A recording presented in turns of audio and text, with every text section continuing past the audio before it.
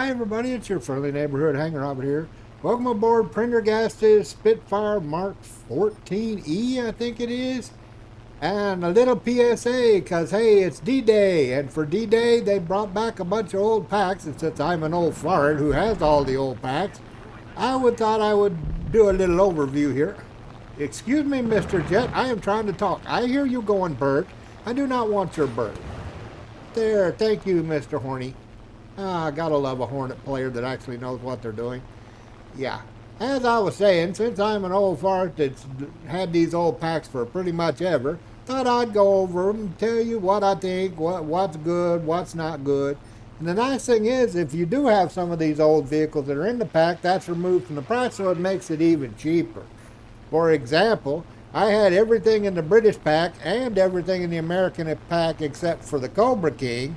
So instead of paying like $20 for the Cobra King and GE, which is what it would have been, I got the thing for $7. So hey, I could not complain.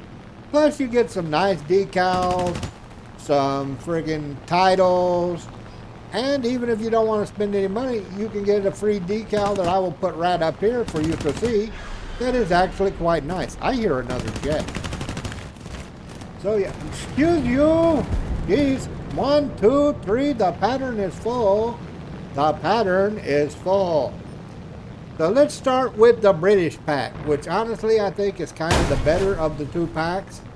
Yeah, you get the M10 Achilles, the Polish Firefly, Prendergast FR Mark 14E, which you are looking at right here, the Typhoon, the title Sledgehammer, and a unique decal, the 2nd Army Formation Badge for $65. Which, that's actually not bad when you consider in that you get also another 2,000 GE on top of that, and 51, 52 days of premium. So yeah, a crit, really? That's it? Good grief. British Gunsner Spark Spanos. Now the thing that everybody's going to complain about in this pack is the Achilles, because I hear so many people bitching about the Achilles. Oh my God, it's turret first, it's terrible. Thank you, I will take that. It's only 3.3 for a reason, it's god awful, yada yada yada. I call bullshit. The problem with the Achilles is people don't know how to deal with the Achilles. I currently use it in a 5.3 lineup and it works absolutely just fine. Just don't treat it as a tank. Treat it as a casemate. It has the same 17-pounder that you get on the Sherman Firefly at 3.3 BR. You can use it up to 5.7, no problem. 17-pounder cuts through stuff like a hot knife through butter.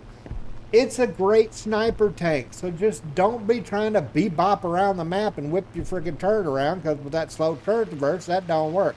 Just treat it like a casemate. Turn the whole tank, set that thing in the rear with the gear, snipe from the other side of the map. It works absolutely lovely. I do not know why people complain so much about the Achilles. The thing that don't make sense to me in this pack though is the Prendergast, because the Firefly's at 4.7, the Achilles is 3.3, the Typhoon is 4.3, and then suddenly you jump up all the way to 5.7 with the Prendergast. So yeah, one of these things is not like the others. One of these things just doesn't belong, especially since this isn't really a cast bird anyway.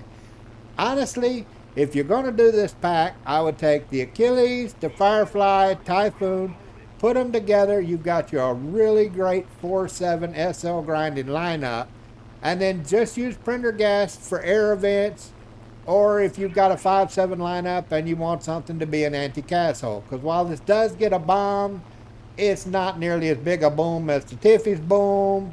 And why would you just not take a Firefly freaking plane if you're going to be just doing it for cast? No, this is strictly for being an anti-cast hole.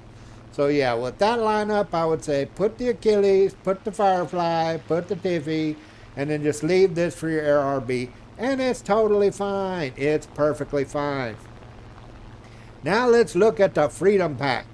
You get the Sherman Cobra King Jumbo, the M18 Black Cat, the P47M, the Ugly Duckling, which I absolutely adore, the P51 D20NA, good lord, that's a mouthful, Mustang. And you get a title, First Indeed, plus a unique decal, the first United States Army insignia, which is quite nice. It's a little more expensive though, at $68.85, but yeah, it's got the black cat, so I can understand that. Yeah, here's the little catch with that one though. You're really only going to be able to use one tank at a time. Because the M18 is now, if I'm not mistaken, 6.0 BR. And while I love the 75 Mike, putting the Cobra King in 7.0 matches against IS tanks, probably wouldn't be the smartest idea. I mean, it'll be great against the lights and the mediums, but the second you run into heavies.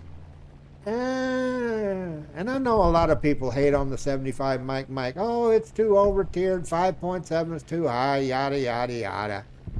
You got a stupidly fast reload. Break the barrel first, then use the 50 cals to break their tracks, go around the side, slap them. It's fine.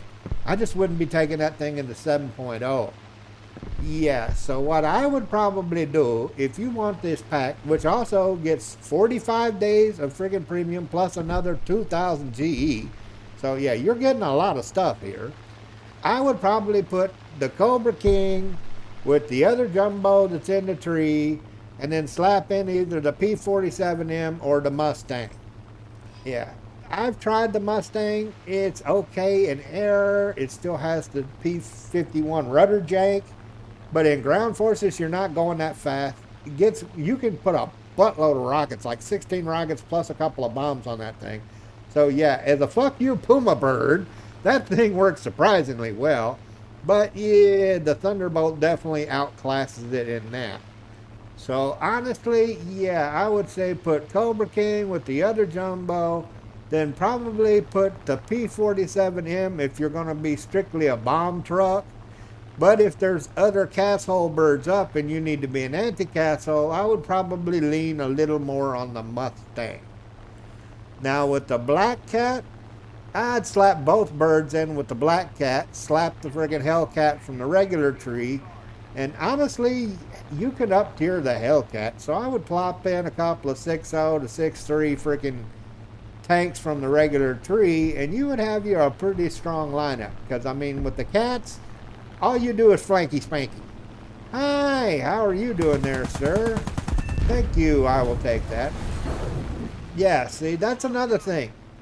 This pack don't really make as much sense because Jumbo with a 75, Black Cat's got a 76, and they're completely different play styles. The Jumbo is a short-range brawler. You go into town, you slap things, you bounce with your armor, angle it, it's freaking amazing. It will bounce shit just left, right, and sideways. Great brawler. That's not what you do with a Black Cat.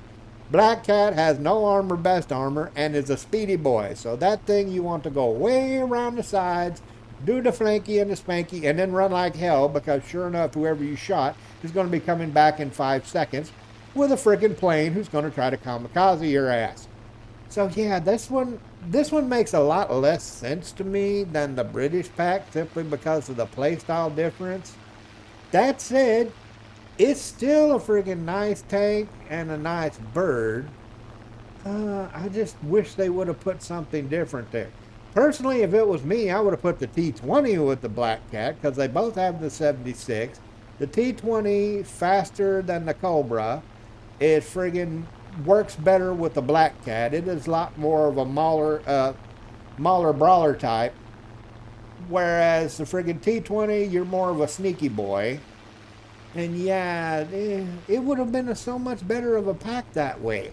I don't know why they chose these. Especially since I don't think they had the Jumbo on D-Day. And I'm pretty damn sure they didn't have the Black Cats either. But yeah, all in all, I would say these are a couple of nice packs. If you want to have your already pre-made lineup, so you don't really got to mess with shit, or if you haven't played the American or the British tree, go for it. They're not bad. You're going to get nearly 2 months worth of premium, which is not cheap. You get 2,000 GE for the next sale that'll be coming up, which probably be, I think they have a summer sale in late July. So hey, you can add you another tank or another bird to help fill out these lineups. That would be nice. Or, of course, save it for the big half price sale in October. Get you a couple of things with 2000 GE that would add to your stuff. That would be nice. But yeah, if it were me, I would say take the British pack. Oh, hello there. I will take that. Thank you very much.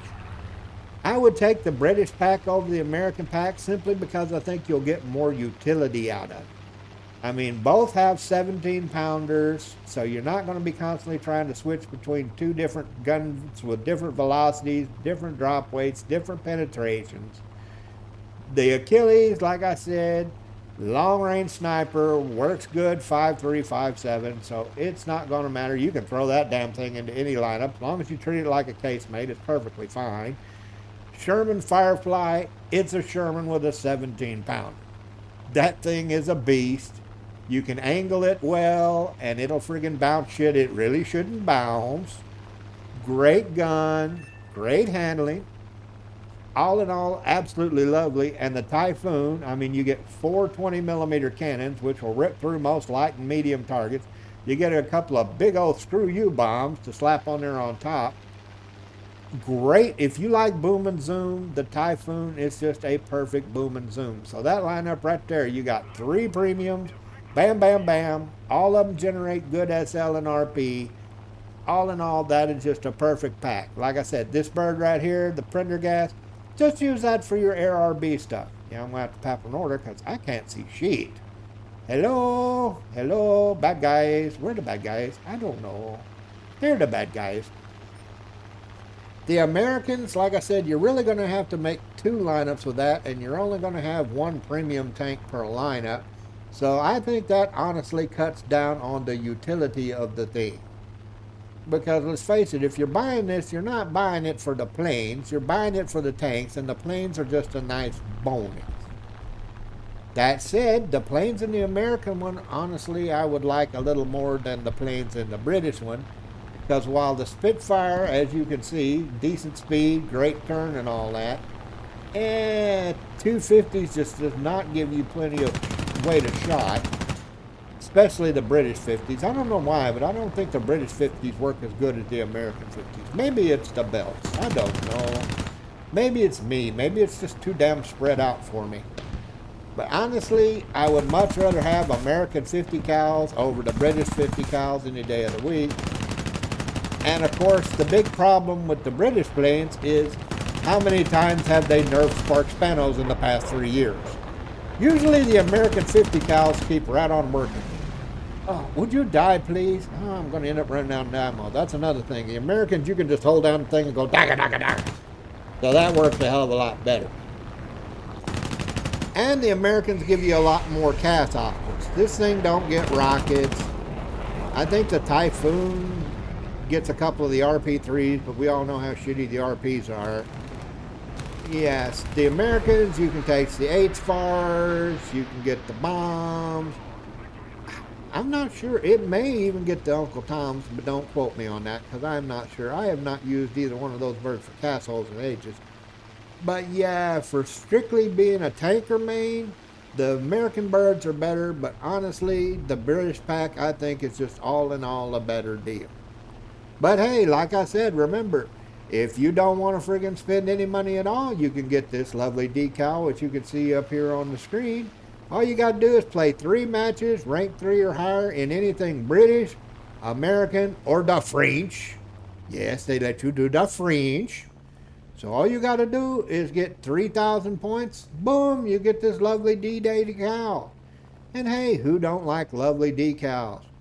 And if you already have all the vehicles in one of these packs, I think you only have to get like 3 wins at tier 3 or better, and you'll automatically get the titles and the decals anyway, since you already had the stuff. So hey, that's a nice bonus. Yeah, all in all, 2 good packs. Like I said, they're a little expensive, but if you've got some of the vehicles already, that drops the price by quite a lot. And even if you don't, 2,000 GE plus 60 days of premium plus 4 premium vehicles, that's not a bad price, especially when it's all tier 3 and 4 stuff. Anyway, let me know if you're going to get either of these packs, and I hope to see you up there in the clouds. Have a good one, y'all.